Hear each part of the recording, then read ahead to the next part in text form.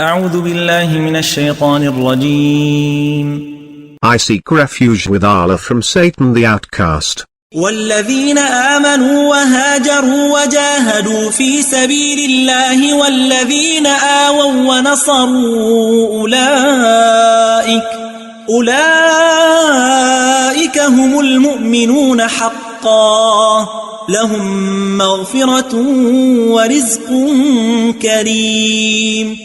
Those who believed, and emigrated, and struggled for Allah's cause, and those who gave shelter and support, these are the true believers. They will have forgiveness, and a bountiful provision. والذين آمنوا من بعد وهاجروا وجاهدوا معكم فأولئك منكم وأولو الأرحام بعضهم أولى ببعض في كتاب الله إن الله بكل شيء عليم.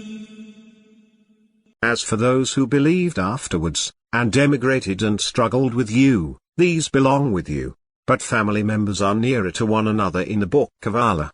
Allah is cognizant of everything.